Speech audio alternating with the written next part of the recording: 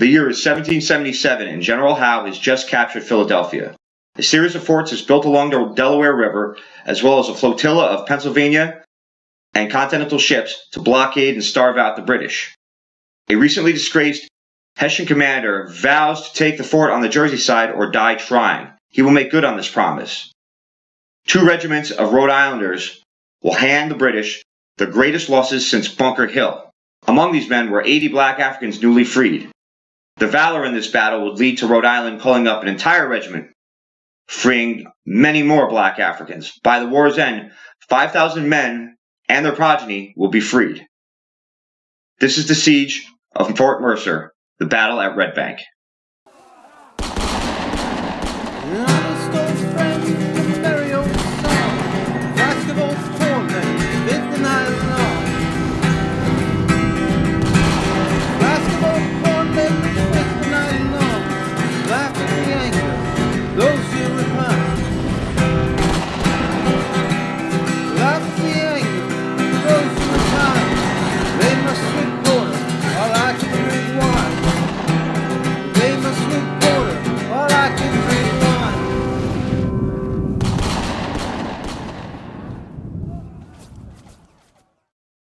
First, for everybody that enjoys the Truth About Colonial Linden Extras, where we've been examining battles in the Revolutionary War, among other historical topics, you can find everything that you need if you're doing a report or anything like that. You can find it below.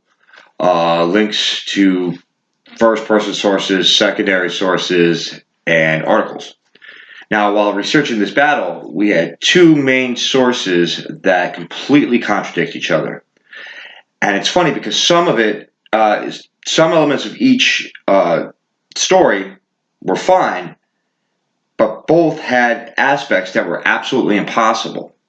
So what we've done, like we've done in some of our other Truth About Colonial Linden Extras, is we try to piece this together using all the information that we have. Luckily, some of the first-person sources that don't explain the whole battle give us little keys and little tips to put this together, so we were able to discover what couldn't happen, what could happen, and we think we have a pretty good handle on exactly how the battle unfolded.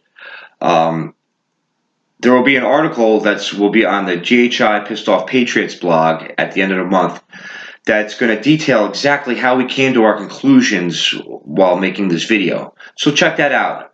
Look for that and check it out. I hope you guys enjoy the video. Let's get started.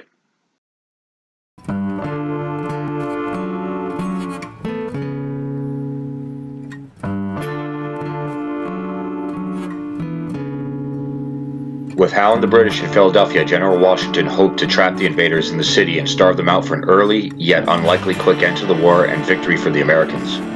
A series of forts were constructed north of the city along the Delaware, while the Continental and Pennsylvanian navies attempted to cut Howe's access to the Atlantic, blockading the narrows between Delaware River and Bay.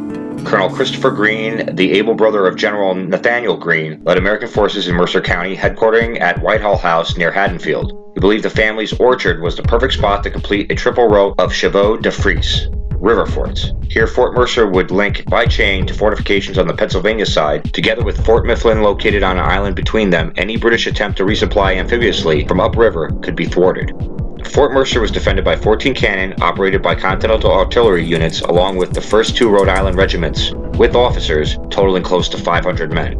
Hessian Colonel Carl von Dunlop, recently disgraced at an action in Trenton, was eager to re-establish himself, vowing to take the fort by nightfall or die trying. His troop total strength was 2,000, however it is believed that only 1,200 to 1,400 men assaulted the fort. A portion of his column approaching from the southeast were beaten back by shelling from a Continental flotilla before reaching the fort. Then in addition, his reserves never assaulted as a result of von Dunlop being mortally wounded during the overwhelming fire, throwing the Hessians into general retreat. Around noon, the British approached the fort. Around 4:30 p.m., von Dunlop sent one of his officers to Greene and demanded the American garrison surrender. The threat of no quarter was also given. Greene declined the surrender and prepared his men for the attack.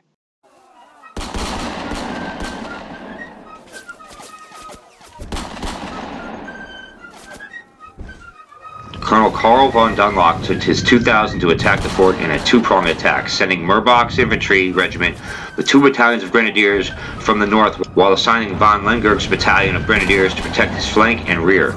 Dunlop would lead the rest of his infantry and companies of Jaegers to attack from the southeast.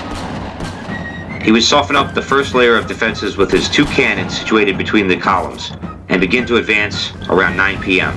Greene immediately pulled back his forces, giving the northern Hessian column entry past the first line of defenses. Greene was covered from the south by Admiral Hazelwood's flotilla.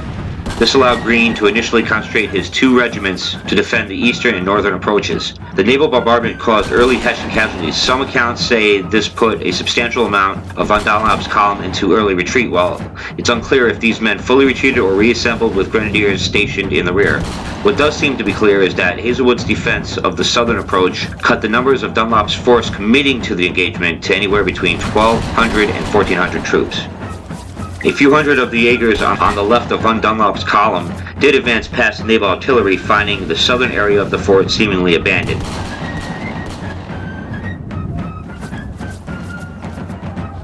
The northern column reaching the ditch and abatement of the northern side of the fort were opened up on from Rhode Islanders who had intentionally gave up the first line to trap the vanguard of troops between the abatements.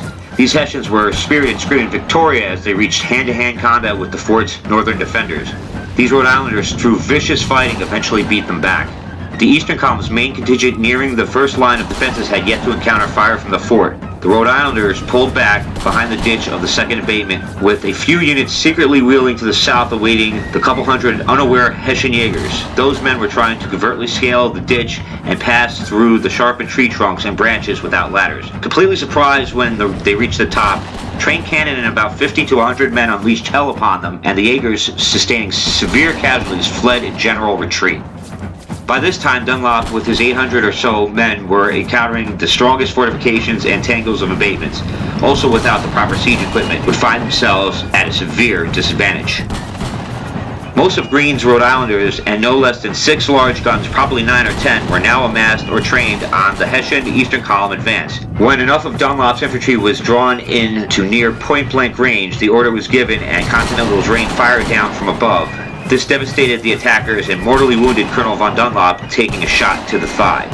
The blanket of artillery and musket fire from the relatively safe Americans above them behind defenses was savage, and the eastern column went into full retreat, never reaching hand-to-hand combat. With Dunlop dying on the field, there was no attempt to rally by sending in the reserves. The battle was over, British forces suffering more loss of life in a single advance than any other battle in the war except for the Battle of Bunker Hill, where over 800 Redcoats were mowed down on Breed's Hill over a year earlier.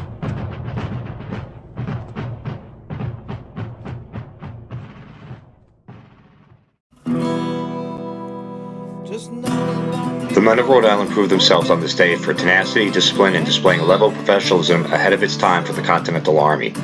Colonel Dunlop would succumb to his wounds within hours of the battle, keeping his promise to take the fort or die trying. He led from the front this day and fought with courage and honor as recorded on both sides.